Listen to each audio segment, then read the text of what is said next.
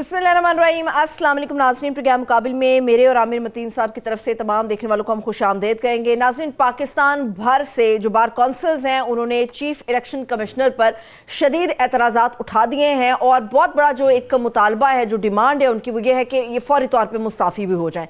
Election commission of Pakistan के ऊपर भी अदम एतमाद का इजहार कर दिया गया है। इसके ऊपर तो आगाज में हम बात करेंगे, मगर इसके साथ साथ हमारे पास मुस्लिम लीग नून के हवाले से बड़ी धुआंधार किस्म की और बड़ी ऐसी अंदर की खबरें मौजूद हैं जो आज मुकाबिल में आप लोगों के साथ हम शेयर करेंगे। पहली बात तो यह कि मुस्लिम लीग नून का पार्लिमानी बोर्ड का इजलास हुआ है। कुछ खबरें ऐसी हैं कि तलाल चौधरी साहब बहुत ज्यादा जज्बाती हुए और एक जज्बाती किस्म की तकरीर उन्होंने कर डाली। छोटे मियाँ साहब जो हैं, वो शहबाज शरीफ साहब जो हैं, वो मुफाहमत की बात कर रहे हैं, एहसानों का बदला चुकाने की बात कर रहे हैं, मगर मरियम बीबी का जो ग्रुप है उसके हवाले से ये इत्तलात है कि शायद उनको दीवार से लगा दिया गया है। ऐसी खबरें कितनी मुसद्दका है ये तो आमिर साहब से हम जानेंगे, मगर इसके साथ साथ असल में जो मसला सबसे बड़ा मुस्लिम लीग नून का होता है या किसी भी सियासी जमात का, वो पंजाब की वजारत आला का होता है। मुस्लिम लीग नून के अंदर जो पंजाब की वजारत आला के हवाले से खबरें आ रही हैं, क्या जो उम्मीदवार है वो नमूदार हो चुका, होने के करीब है, या इसके बारे में सोचा जा रहा है, ये भी आप लोगों के सामने आमिर साहब दिलचस्प मालूमात रखेंगे। और इसके अलावा मरियम नवाज की जो मुखालफत की इत्तलात मौसूल हो रही हैं, ये कितनी मुसद्दका है, ये भी आप लोगों को बताएंगे। इसके अलावा इस्तेहकाम पाकिस्तान पार्टी के हवाले से यानी उनके साथ कोई इत्तेहाद होना चाहिए, सीट एडजस्टमेंट होनी चाहिए, नहीं होनी चाहिए, इसमें दोनों जो साहिबान है, छोटे मियाँ साहब और बड़े मियाँ साहब, इन दोनों के दरमियान हमें जो एक रिफ्ट नजर आ रही है। छोटे मियाँ साहब जो हैं वो इस बात पर तुल गए हैं कि एडजस्टमेंट होनी चाहिए, सीट एडजस्टमेंट होनी चाहिए। ये वो एक पूरी एक डिटेल है। हल्कों की सियासत पे तो बात होगी, मगर जो पंजाब की सियासत है उसके हवाले से बड़ी दिलचस्प मालूमात आप लोगों के साथ हम शेयर करेंगे। आमिर साहब, मालूमात पंजाब की होंगी, मगर उससे पहले जो अभी थोड़ी देर पहले जो खबर आई है वो बड़ी हंगामा खेज है। वो इलेक्शन कमीशन के हवाले से है, चीफ इलेक्शन कमिश्नर के हवाले से है। जो बार कौंसिल है उसने अदम एतमाद का इजहार कर दिया है, और जो सुप्रीम कोर्ट बार है उसने तो कहा कि जी आप मुस्ताफी हो जाए फौरी तौर पे। इलेक्शन 8 फरवरी को, मगर ये मुस्ताफी हूं जी। वो जो कहते हैं ना कि बड़ी देर कर दी मेहरबान आते आते। हाँ। तो इलेक्शन कमीशन के ऊपर शिकायत तो पिछले आप देखें 8-10 माह से चल रहा है। ये पूरा साल हो गया है कि ये सिलसिला शिकायत का। तो वो असल लाडले, लोग कहते थे ये लाडला वो लाडला, असल लाडले जो हैं वो इलेक्शन कमिश्नर साहब हैं। उनकी तवातर उन्होंने सुप्रीम कोर्ट की हुकूमतुल्ली की, उन्होंने सदर की हुकूमतुल्ली की, उन्होंने तवातर से वो ये सारी ही सियासी पार्टियों को उनसे शिकायत है। अब जाके बार काउंसिल्स को, सारी बार काउंसिल एकदम रातों रात ये आ गया। बड़ी अच्छी बात है कि नोटिस लिया गया है और बड़े सख्त अल्फाज में उनका नोटिस लिया गया कि इस वक्त जो है पाकिस्तान बार काउंसिल भी है, सुप्रीम कोर्ट बार काउंसिल भी है, सिंध बार भी है, पंजाब बार भी है। तो तमाम ही तकरीबन बार काउंसिल के जो मेजर बार काउंसिल्स हैं उन सबको ही ये ख्याल आ गया है कि ये इंसाफ परवर आदमी नहीं है और ये अच्छा सलूक नहीं कर रहे हैं इंसाफ के लिए। तो मगर उसमें जो मुख्तलिफ शिकायत मुख्तलिफ नौइयत की हैं। अच्छा। कुछ ने तो ये कहा है कि जनाब पाकिस्तान बार काउंसिल ने तो कहा जी ये जो है ये ठीक लोग नहीं है, इनका जो है इनके होते हुए मौजूदा इलेक्शन कमिश्नर की मौजूदगी में शफाफ इंतखाब मुमकिन नहीं है, और नई हल्का बंदियाँ जो हैं इंतखाबी अमल की शफाफियत पर सवाल उठा रही हैं। उन्होंने भी लंबा चौड़ा खत लिखा है। सुप्रीम कोर्ट बार जो है वो एक स्टेप आगे चली गई है। उन्होंने कहा जनाब ये इनको घर चला जाना चाहिए इस्तीफा दे के, क्योंकि इनके होते हुए ये बिल्कुल कुछ नहीं हो सकता। और जो शिकायत की गई हैं उसके अंदर है कि ख़ास तौर पे हल्का बंदियों के हवाले से उन्होंने कहा जी ये जेलम में 13 लाख की आबादी पर कौमी असम्बली के 2 हल्के बना दिए हैं। उन्होंने कहा जी फिर हाफजाबाद में 13 लाख की थी तो वहाँ 1 हल्का है, पिंडी की भी शिकायत है, गुजरांवाला की भी शिकायत है। जो काफ़ी मतलब पाकिस्तान की तारीख में किसी इलेक्शन में भी इतनी शिकायत नहीं आई। हल्का पहले भी हल्के तब्दील होते रहे हैं, मगर 1/3 के करीब हल्कों की शिकायत आई हैं और तमाम ही पॉलिटिकल पार्टीज को शिकायत है। तो अदालत ने, सुप्रीम कोर्ट ने फिलहाल उन्होंने कहा जी क्योंकि इलेक्शन करवाना इंपॉर्टेंट है तो उन्होंने इसको भी फिलहाल इग्नोर किया है। मगर ये भी देखें ना, अब आज मैं देख रहा था अदालत की तरफ से आया है कि इलेक्शन के बाद इन हल्कों की अपीलें सुनेंगे। ये क्या तो जब तक तो एक है लॉजिक के इलेक्शन, ये बड़ी अच्छी बात है कि सुप्रीम कोर्ट इस वक्त जो है वो इलेक्शन करवाने पे ऊपर मरकूज हुई है और बड़ी अच्छी बात है। तो बाकी मगर उसकी वजह से ये जो इन्होंने ब्यूरोक्रेसी का एक करवा लिया फेट कंप्लाई के जो होना था हो गया, तो ये मिट्टी पाओ पॉलिसी जो है आगे बढ़ो, ब्यूरोक्रेसी भी मिट्टी पाओ हो गई। हाँ। और ये हल्का बंदियों की शिकायत भी मिट्टी पाओ हो गई। तो ये कर दिया वो इसलिए कि शक ये किया जा रहा है, ये पहले भी बात की गई थी कि अगर ये घर पे चले गए तो ये एक क्वेश्चन है, लीगल एंड आईनी एक सवाल है कि ये कहा जा रहा है कि अगर इलेक्शन कमीशन चले जाएंगे, कमिश्नर साहब इस वक्त रिजाइन करके चले जाते हैं फॉर एग्जाम्पल, तो एक कॉन्स्टिट्यूशनल क्राइसिस हो जाता है, क्योंकि उनको लगाने का तरीकाकार ये है कि उनको पार्लियामेंट ही लगा सकती है। और सुप्रीम कोर्ट की गालबन कोई इस तरह की रूलिंग है कि उनका जो एक्टिंग चीफ इलेक्शन कमिश्नर है उसके बाद इलेक्शन कमिश्नर के इख्तियारात नहीं हैं कि वो इलेक्शन करवा सके। ठीक है। तो इसलिए एक ये मखमसा है। मेरी इस पे नाकिस राय ये है कि जब इतना कुछ मिट्टी पाव पॉलिसी में चला गया कि फेट कंप्लाई हो गया, तो ये भी अदालत के सामने अगर सिचुएशन आ गई, फर्ज करें ऐसा हुआ, जो कि होता हुआ फिलहाल नजर नहीं आ रहा, अगर फर्ज करें ऐसी सिचुएशन भी आएगी कि जी इस वजह से कि जी इलेक्शन कहीं इल्तवा करने की कोशिश की गई, तो मेरा ख्याल है सुप्रीम कोर्ट ने जिस तरह पहले तशरीह की है, काफ़ी सारे इस तरह के इकदाम की जो कि कई उन्होंने माने भी हैं कि ये जायज़ भी हो सकते हैं, जिस तरह के हल्का बंदी के हवाले से, पर उन्होंने कहा क्योंकि 8 फरवरी को इलेक्शन जरूर करवाना है तो फिर उसके अंदर से एक रैशनलाइज किया गया, तो शायद इसका भी अगर ऐसी सिचुएशन आए तो इस फैसले की भी जो है तशरीह हो सकती है और रैशनलाइज किया जा सकता है। लेकिन आमिर साहब ये भी तो हमें देखना चाहिए, अरबों रुपया लगा के ये इलेक्शन होने जा रहा है, अच्छी बात है इलेक्शन हो, इलेक्शन नहीं, हमें साफ और शफाफ इलेक्शन चाहिए, इलेक्शन नहीं सिर्फ चाहिए, ये इसके ऊपर कौन गौर करेगा, ऐसे इलेक्शन को कौन मानेगा? ये एग्जैक्टली ये बार्स की तरफ से भी जो यही बात एक पॉइंट है उनका, जनाब इनके होने से ये ऑलरेडी ये शफाफ इलेक्शन नहीं, इलेक्शन करवाना ठीक नहीं है, इलेक्शन शफाफ होना भी बड़ा जरूरी है। तो ये ऑलरेडी ये दबा तो लग चुका हुआ है। अब जो मर्जी कर लें, ये है कि अंडर द सर्कमस्टांसेस जो कुछ बेहतर किया जा सकता है वो करने की कोशिश की जा रही है, वरना ऑलरेडी जो इल्जाम लग चुके हैं जब अभी तक हो चुका है। अब देखिए ये सिलसिला चल रहा है, कब से चल रहा है कि जी 90 दिन के पंजाब और केपी के अंदर इलेक्शन नहीं करवाए, कई दफा इलेक्शन कमीशन ने अपनी पोजीशन बदली, उसके ऊपर पहले कहा जी हमें ये रिसोर्सेज दे दे तो हम करने के लिए तैयार हैं, उसके बाद कहा कि नहीं जनाब ये तो इख्तियार ही नहीं है, सदर का ये तो इख्तियार हमारा है, तो अब फिर दरमियान में कानून की भी तब्दीली होगी, तो वो वाला हो गया, फिर यहाँ का भी फेडरल गवर्नमेंट का भी कई दफ़ा वो उनकी पोजीशन तब्दील होती रही।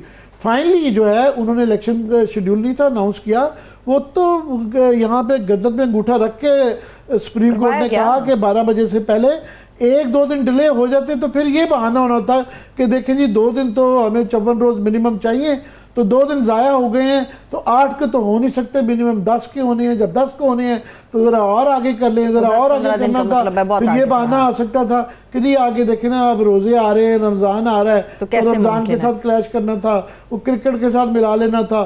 सो ये अंदेशे थे, तो सुप्रीम कोर्ट ने मैं समझता हूँ बहुत सही किया कि इस वक्त सबसे इंपॉर्टेंट है इलेक्शन का करवाना, सही है, तो ठीक है, वो करवा लिया।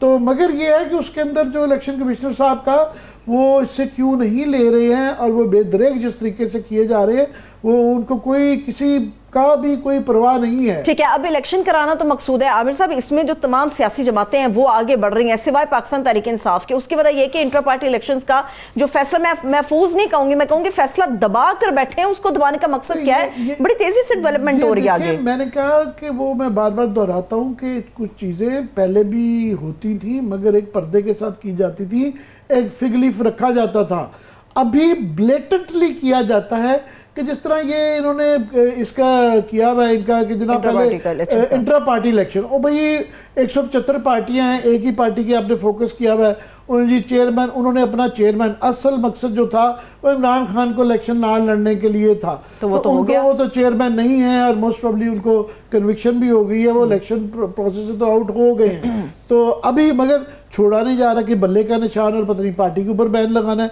अभी ये देखिए ना 40 सवाल कर दिए गए, वो 40 का जवाब, और आज की जो प्रोसीडिंग 4 थे जो 40 कर दिए, उन्होंने कहा जी बैरिस्टर अली जफर का जो आज के उनका बयान है, उनका जी इब्तिदा में 4 सवाल थे जो कि बढ़कर अब 40 कर दिए गए हैं, और उन्होंने इलेक्शन कमिश्नर साहब का एक मैं नहीं समझता हूँ कि मुनासिब जवाब है कि जी हमने मुनासिब समझा कि मजीद सवाल से मुतल्लिक आपको सुना जाए।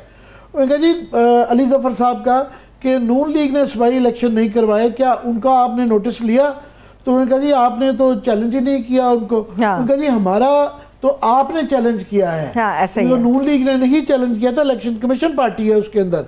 तो उन्होंने ये सवाल ये अली जफर का ये बयान है कि ये सवाल तहरीक इंसाफ के लोगों का बनता था, इलेक्शन कमीशन क्यों पूछ रही है? शेड्यूल पब्लिक क्यों नहीं किया, ये असल मुद्दा था इलेक्शन कमीशन ने। इलेक्शन शेड्यूल पब्लिक नहीं किया, मज़का केस हैं ये। 40 में से कोई 2 दर्जन के सवाल हैं इस तरह के जो कि स्कूल के 8वीं जमात के बच्चे से किए जाते हैं, मज़का केस हैं। एक बहरहाल ये बड़ा एक संजीदा मामला है इलेक्शन करवाना। इलेक्शन कमीशन को और इलेक्शन कमिश्नर साहब को संजीदा होना चाहिए, नज़र भी आना चाहिए, और एक कोशिश ज़रूर, लेवल प्लेइंग फील्ड ठीक है नहीं है, मगर एक कोशिश नज़र आना चाहिए कि ये इंसाफ के तकाजे पूरे कर रहे हैं। वो कोशिश भी नहीं की जा रही। अब आगे देखें ना, आखिरी दिन अब ये इलेक्शन नॉमिनेशन पेपर्स फाइल होने शुरू हो गए हैं, अब फॉर्म लेने शुरू कर दिए। इस पे मजीद बात करते हैं। अभी हम वेलकम करेंगे सीनियर तजियाकार मजहर अब्बास साहब ने हमें ज्वाइन किया। बहुत शुक्रिया मजहर साहब, थैंक्स सो मच आपके वक्त के लिए। जी मजहर, बहुत शुक्रिया। ये इलेक्शन कमीशन के हवाले से बात हो रही थी। एक तो जो बार काउंसिल्स ने उन्होंने बड़ा लेट किया, मगर बहरहाल उनका बहुत शदीद किस्म का रिएक्शन आया है। और अब ये जो एक शक किया जा रहा है कि इसका बहाना करके कहीं इल्तवा की कोशिश ना कर ली जाए, क्या कहेंगे आप? जी शुक्रिया आमिर और सरवत। देखिए, एक तो चीज़ ये कि पाकिस्तान बार काउंसिल हो या for that matter supreme court bar association हो, आमिर, हमारे जो लॉयर्स हैं और बार एसोसिएशंस हैं वो अनफॉर्चुनेटली इतने पोलिटिसाइज हो गए हैं और इतने पोलराइज्ड हो गए हैं कि जो भी बार एसोसिएशंस के बहुत से अहदेदार हैं वो सियासी जमातों के जो है वो उनके मेंबर्स भी हैं, बहुत से लॉयर्स और इस तरह के लोग इलेक्शंस भी लड़ रहे हैं। अब ऐसे में ये जो मुतालबा है चीफ इलेक्शन कमिश्नर, फ़र्ज़ करें चीफ इलेक्शन कमिश्नर मुस्तफ़ी हो जाते हैं, फिर एक प्रोसेस शुरू होगा। ये कुछ लोगों का ख्याल है कि जी जो senior member of election commission है वो चीफ इलेक्शन कमिश्नर बन जाए। अच्छा, बन गए तो क्या उन पर किसी को एतराज़ नहीं होगा? अगर उन पर किसी को एतराज़ होगा फिर क्या होगा? तो मेरा ख्याल है ये बिलेटेड ऑब्जेक्शंस हैं। पहली चीज़ ये कि हमारी सियासी जमातें खुद ही चीफ इलेक्शन कमिश्नर को लेकर आती हैं और ख़ुद ही एक पोजीशन उनके ख़िलाफ़ ले लेती हैं। फ़खरुद्दीन जी इब्राहिम मरूम को लेकर आए और सारा कंसेंसस लाए, यूनानिमसली लेकर आए, और उसके बाद उन्हीं पर सवालात उठ गए। उसके बाद भी ये प्रोसेस चलता रहा। इसका मतलब है हमारी सियासी जमातें या तो पॉलिटिकल माइंड अप्लाई नहीं करती जब वो ये फैसला करने जाती हैं कि किसको चीफ इलेक्शन कमिश्नर बनाया जाए, और फिर जब आप बना लेते हैं, अब ये भी मौजूदा चीफ इलेक्शन कमिश्नर भी एक कंसेंसस से ही बने हैं, कोई वो किसी मेजॉरिटी वोट से तो नहीं बने हैं। तो हर इलेक्शन कमिश्नर पे, हर चीफ इलेक्शन कमिश्नर पे हमारी सियासी जमातों का एतराज़ होता है और फिर खुद ही लेकर आती हैं। पहली चीज़ तो ये। दूसरी ये कि जो बार एसोसिएशन और सुप्रीम कोर्ट बार हैं वो अपनी रिजर्वेशन ज़रूर शो करें उसमें, और बाद में चैलेंज करना चाहें वो भी करें, लेकिन इस स्टेज पर आप इसी को बुनियाद बना के कोई वकला तहरीक चलाएंगे, ये सारी चीज़ें जो हैं, मतलब बार एसोसिएशन का काम अपने बार के इश्यूज़ के हवाले से होता है, चले रूल ऑफ लॉ, कॉन्स्टिट्यूशन की सुप्रीमेसी वगैरह के हवाले से होता है। लेकिन जब अगर बार एसोसिएशन के चाहे मौजूदा अहदेदार हों या साबका अहदेदार हों, उनका ताल्लुक़ कहीं ना कहीं किसी सियासी जमात से बनता हुआ नज़र आता है, किसी के साथ उसकी हमआहंगी होना एक दूसरी बात है, लेकिन उसका हिस्सा होना एक दूसरी बात है। मेरा नहीं ख्याल कि ये जो मुतालबा है, और इसी वजह से किसी सियासी जमात ने उनके इस मुतालबे की हिमायत नहीं की, क्योंकि उनको लग रहा है कि इस स्टेज पर अगर चीफ इलेक्शन कमिश्नर पे ये इस तरह का दबाव डाल के उनसे इस्तीफ़ा लिया गया तो फिर इलेक्शंस तो आप 8 फरवरी को नहीं देखेंगे। तो इलेक्शन, क्योंकि फिर आप कैसे एक नया प्रोसेस शुरू करेंगे, पहले आपकी वो और ये याद रखें कि हम जो अक्सर ये मुतालबा कर रहे हैं 18वीं तरमीम के बाद, 18वीं तरमीम से पहले चीफ इलेक्शन कमिश्नर के पास एक वीटो पावर हुआ करती थी कि अगर मेंबर्स में इत्तेफाक नहीं हुआ या चीफ इलेक्शन कमिश्नर ने सोचा तो वो वीटो कर देता था। 18वीं तरमीम के बाद वो वीटो पावर ख़त्म हो गई। अब they are all equal members. तो आप किसी एक के वो ओहदे के लिहाज से तो चेयरमैन होते हैं, लेकिन वोट के लिहाज से उनके पास कोई एक्स्ट्रा पावर नहीं होती चीफ इलेक्शन कमिश्नर के पास। तो मेरे ख्याल में थोड़ा सा इलेक्शन के बाद इस इलेक्शन को हो जाने दें, उसके बाद जो पार्लियामेंट है, बार एसोसिएशन है, सब है बैठे। इलेक्शन के पोस्ट इलेक्शन तो मेरा ख्याल बहुत चीज़ों की इस्लाहात करनी पड़ेगी अगर कोई करना चाहे। पहला तो ये निगरान हुकूमत का ही जो है अब ये इंक्रीजिंगली तकरीबन एक मेरा ख्याल है तब सभी को ख्याल आना शुरू हो गया है कि इसकी ज़रूरत नहीं है, इससे वो पुराना निज़ाम था वही बेहतर था। इलेक्शन कमीशन की भी इस्लाहात चाहिए और हल्का बंदियों का भी अदालत ने आज कहा है कि जनाब ये जायज़ वाक़या था मगर फिलहाल इलेक्शन कराना मकसूद है, तो हम बाद में इलेक्शन के हल्का बंदियाँ।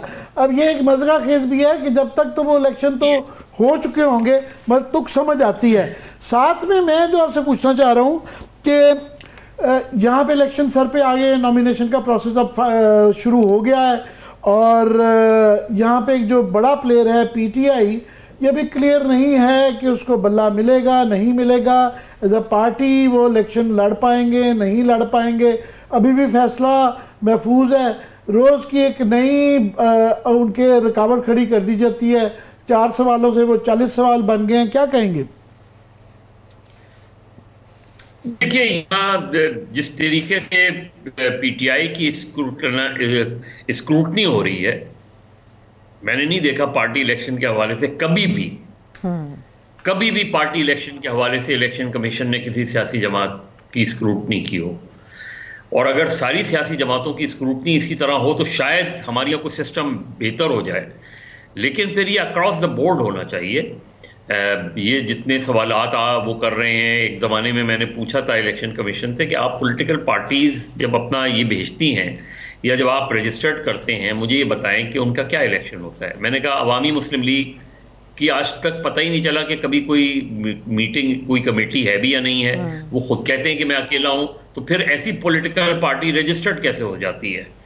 इसी तरीके से जो पॉलिटिकल पार्टीज अपना बेचती हैं कि हमने ये इलेक्शन करा दिया, और ये कभी आपने जाके देखा उनके रजिस्टर्ड देखे, आपने देखे नॉमिनेशन पेपर्स देखे हैं कभी किसी के जाकर? तो आज क्यों ये सब चीजें आज क्यों हो रही हैं? और ये बात पीटीआई की बिल्कुल दुरुस्त है, अली जफर साहब की, कि ये इसमें जो पार्टी है, यानी उनके इलेक्शन के हवाले से तो किसी ने एतराज नहीं किया था पीटीआई में इलेक्शन होते हैं नहीं होते, नॉमिनेशन होती हैं नहीं होती। एतराज की बुनियाद पर आप उठाते तो इलेक्शन कमीशन ने तो खुद उठा लिया इशू। दूसरा ये कि अगर आप बल्ले का निशान नहीं देखते, चाहे भले ऑल्टरनेट पीटीआई के जहन में होगा, जिस तरह पीपल्स पार्टी ने 70 जब उनसे छीन लिया गया था तलवार का निशान, तो जो लोकल बॉडीज इलेक्शन हुए थे 79 के, तो उन्होंने एक अंडरस्टैंडिंग के साथ अवाम दोस्त टाइटल रखा और ज्यादातर कैंडिडेट्स ने घोड़े के निशान पर इलेक्शन लड़ा। इसी तरीके से अब अगर आप और उठा के देखें तो आपको दूसरी जमातों का भी मिल जाएगा कि जो गैर जमाती इंतखाबात थे उसमें वो किस तरह इलेक्शन सिंबल के साथ लड़ते थे। एक नारा तो दे देते थे अवाम दोस्त, किसी ने हक परस्त का नारा दे दिया, किसी ने कोई और टाइटल दे दिया। लेकिन यहाँ जो सिचुएशन बन रही है, मजहर के उस वक्त जो है ज़ियाउल हक साहब थे मुशर्रफ के दौर में, मुशर्रफ ने कहा कि मैं नून लीग को और इनको इलेक्शन नहीं लड़ने दूंगा, पीपल्स पार्टी पार्लियामेंटेरियन बनी। यहाँ कहने को जैसी कैसी लूली लंगड़ी है, मगर एक जमहूरियत है, इदारे हैं यहाँ पे। तो बिल्कुल नहीं, बिल्कुल सही कह रहे हैं। और ये अगर अव्वल तो मुझे नहीं, मेरे ख्याल में आज फैसला दे देना चाहिए था उन्हें। फैसला महफूज, इसमें क्या फैसला आप महफूज करेंगे? इसके अंदर आप इलेक्शन, आप नॉमिनेशन शुरू हो रहे हैं और आप उनका फैसला महफूज किए बैठे हुए हैं। और कब फैसला सुनाएंगे? एक और जो हुई कि अब इलेक्शन कमीशन ने जो है आहद चीमा साहब को उन्होंने जनाब ये जो कि वज़ीर आज़म के मशीर थे उनको ओहदे से हटाने का हुक्म दिया है। अब ये कहा जा रहा है, हमारे जैसे लोग कह रहे हैं, हम ये बता चुके थे कि जनाब अब वो पूरा काम मुकम्मल कर चुके हुए हैं।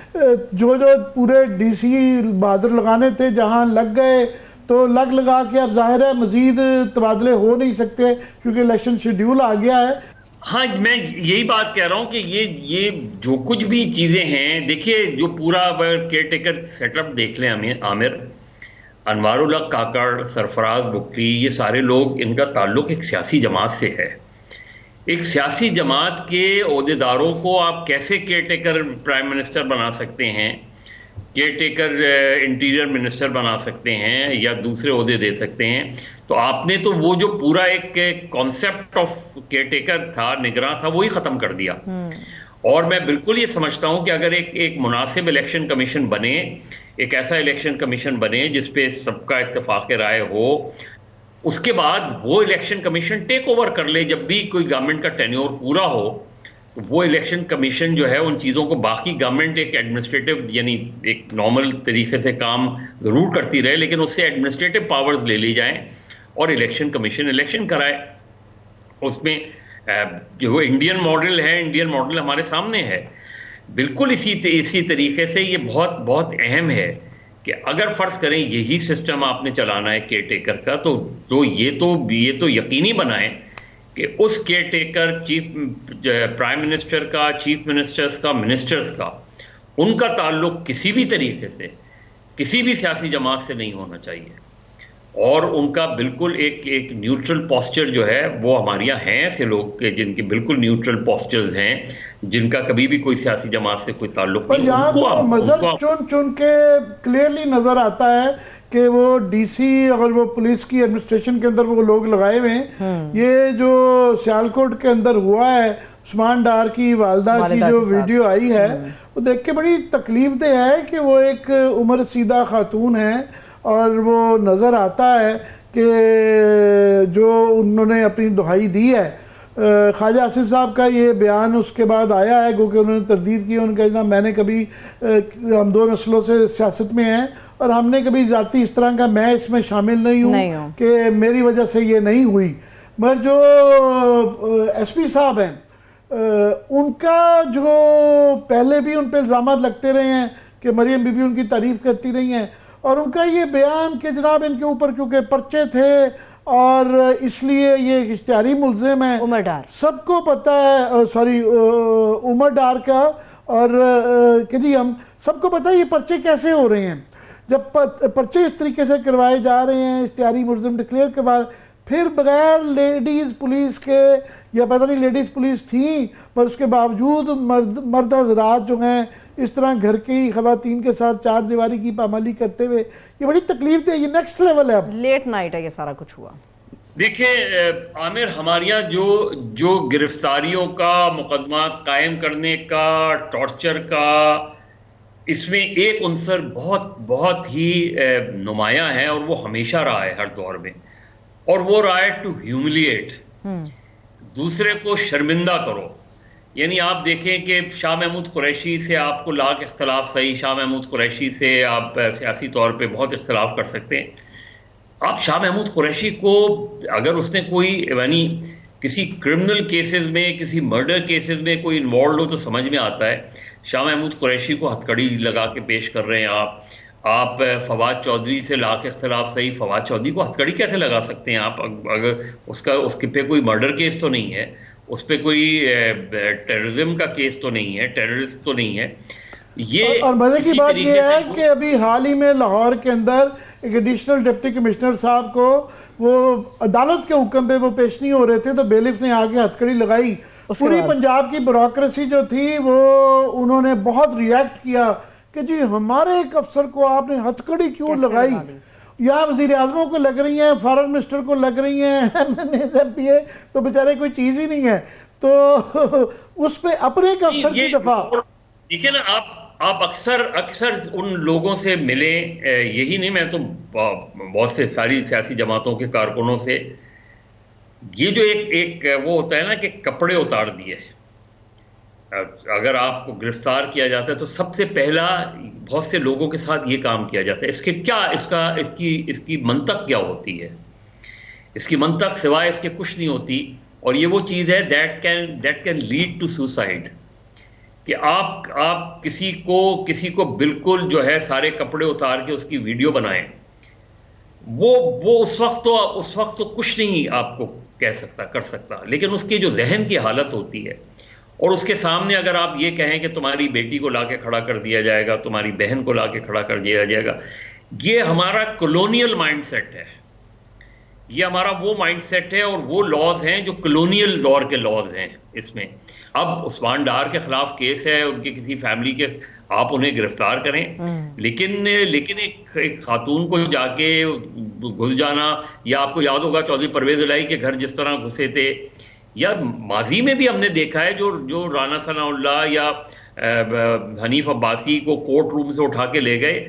इन चीजों को खत्म करें, खुदा के लिए इन कवानीन को खत्म करें, खत्म होनी चाहिए। मगर ये अदले का बदला ये जा ही नहीं रहा, रुक ही नहीं रहा। कहाँ ये नवाज शरीफ साहब का भी रोज का तकरीबन एक तवातर है कि उनके साथ बड़ी ज्यादतियां हुई होंगी, बड़ा, मगर अभी उनको एक कंपनसेट किया जा रहा है। अभी वो लेटेस्ट मुबैना लाडले नहीं है, वो लाडले हैं, नजर आ रहा है। वो रोज उनकी एक शिकायत आ जाती है कि जनाब ये देखें मेरे साथ क्या एहतसाब चाहिए, बदला चाहिए। और वो आज ही का मेरे ख्याल वो जो बयान दिखा दें, ये कराची वालों पे भी उन्होंने चोट लगाई है। मैं चाहूंगा कि आप उसका व्यू लगाना जरा, प्रोड्यूसर साहब वो दिखा सकें। ये चित्राल वाले भी कहते हैं वो जनाब नवाज शरीफ ने वहां पे लवारी टनल बनाई है, लवारी टनल बनाई नवाज शरीफ ने बनाई है। जब वहां पे इलेक्शन हुआ तो वोट जमात इस्लामी को चला गया। तो मैंने चित्राल वालों से कहा मैं आपसे पूछूंगा मैं कि आप अपना इस तरह के काम करते हैं, टनल मुझसे बनवाते हैं, वोट किसी और को दे देते हैं, तो ये तो बहुत बुरी बात है। तो अमन कराची में कायम हम करें और वोट जाए किसी और को, यार ये तो कोई बात तो नहीं है। कराची वालों जरा गिरेबान में झांक के देखो अपने। ये अब मुझे लगता है मजहर साहब को उन्होंने कहा ये वो चित्राल वाला भी ठीक है, टनल को लगता है कि अपनी जेब से बनवाई है, और उसका हालांकि मुशर्रफ के लोग क्लेम करते हैं कि जनाब ये ज्यादातर उनके दौर में हो। एनीवे, मगर ये जो है कराची वाले लोगों अपने गिरेबान में झांको, अमन मैंने दिया था, अब वोट किसी और को दे देते हैं। अच्छा, हम तो हमारे तो गिरेबान, कराची वालों के गिरेबान तो वैसे ही खुले होते हैं। कभी कराची में 4 ऑपरेशन करके आपने इतने गिरेबान खोल दिए हैं सबके। ये कराची की दास्तानें अगर सुनानी शुरू करें तो आपके 2, 2.5, 3, 4 घंटे गुजर जाएं। लेकिन मियां नवाज शरीफ से सिर्फ दरख्वास्त है कि कराची से इलेक्शन लड़े। पिछला इलेक्शन शहबाज शरीफ ने लड़ा था, शहबाज शरीफ जीत गए थे कराची से इलेक्शन। तो मियां साहब कराची से शहबाज शरीफ जीत गए थे, अब किसी और ने अगर नताइज तब्दील कर दिए तो उसमें हम क्या कर सकते हैं। 92 के ऑपरेशन के बाद आपने तहस नहस कर दी, अपने ही इत्तेहादियों को तहस नहस करके रख दिया आपने फिर 98 में गवर्नर राज लगा दिया, जिस वजह से गवर्नर राज मुझे इसके अंदर एक और मजे का पहलू है। इस वक्त बड़े कंफ्यूजन है मियां साहब के। MQM इनकी एलआई है, उसके साथ ये चाह रहे हैं किसी किस्म की कोई अंडरस्टैंडिंग हो। जब ये कहते हैं कि कराची में अमन, वो फिर कराची ऑपरेशन का जिक्र करते हैं। तो कराची के ऑपरेशन का हम लोग जो हैं कराची से बाहर और तरीके से देखते होंगे, मगर MQM की कहानी और है उस ऑपरेशन के मतलब। तो मियां साहब ने शहबाज शरीफ के बताया जा रहा है कराची से इलेक्शन लड़ने जा रहे हैं, तो इस तरह के जुमले गिरबान पकड़ के तो नहीं इलेक्शन लड़े जाते। देखिए, कराची में और सिंध में मुस्लिम लीग नून का बेशक वोट है, लेकिन मुस्लिम लीग नून नहीं है। इतने सारे शरीफ हैं, एक शरीफ को कहें कि वो सिंध में रहें, वाकई रहें, सिंध के अंदर सियासत करें। आप देखें मुस्लिम लीग नून का बहुत बड़ा वोट बैंक है, लेकिन वो वोट बैंक उस वक्त आएगा जब आप आके जाके उनसे मिलेंगे। शहबाज शरीफ साहब इलेक्शन लड़ने के बाद मुझे गारंटी दे दें, शहबाज शरीफ के इलेक्शन लड़ने के बाद वो कराची की सीट नहीं छोड़ेंगे। इमरान खान साहब ने 2018 में ही कहा था, लेकिन फिर इलेक्शन जीते और कराची की सीट छोड़ दी। यही हमारे अभी बिलावल भुट्टो तो खैर हार गए लियारी से, लेकिन प्रॉब्लम सारे पार्टी हेड्स का ये है कि कराची दिल है पाकिस्तान का, कराची मिनी पाकिस्तान है, कराची माशी हब है। कराची से इलेक्शन लड़ेंगे लेकिन फिर सीट छोड़ देंगे। तो आप आए और शहबाज शरीफ को ये पूरा देश, शहबाज शरीफ या जिसको भी आप लड़ा रहे हैं, मरियम नवाज साहिबा लड़े, वोट मिलेगा कराची से उनको, लेकिन ये गारंटी जरूर करें मगर कि वो फिर कराची की सीट सरेंडर। क्विकली मजर कि जनाब हमने बड़े अच्छे काम किए, वो तमाम पॉलिटिकल पार्टीज या लीडरान समझते हैं कि उन्होंने ग्रेट काम किए, पर फिर वोटर से गिला करना कि काम मुझसे करवाते और वोट मुझे देते नहीं हो, तो ये गिला बनता है किसी का। एक तो गिला, दूसरे देखें ये सारे लीडर्स ये नहीं समझते कि जिन कामों की वो मिसालें देते हैं वो काम लोकल बॉडीज के हैं। लोकल बॉडीज को एम्पावर करने को कोई तैयार नहीं है। भाई ये सड़कें बनाना, ये नालियां गटर बनाना, ये पानी की लाइनें देना, ये बल्दियात के काम हैं। सही, ये आपके काम नहीं है, ना मियां साहब के काम है, ना बिलावल भुट्टो के काम है, ना इमरान खान के काम है। ये काम प्योरली लोकल बॉडीज के हैं। उनको ताकतवर बने, जिन्हें ताकतवर बनाने को ये लोग तैयार नहीं है। सही, ठीक है, बहुत शुक्रिया, थैंक्स सो मच। मजहर अब्बास साहब हमारे साथ मौजूद थे, आपके वक्त के लिए शुक्रिया। अभी वक्त बिल्कुल खत्म हो गया, देखने वालों का शुक्रिया, अपना ख्याल रखिए, इजाजत दीजिए, खुदा हाफिज।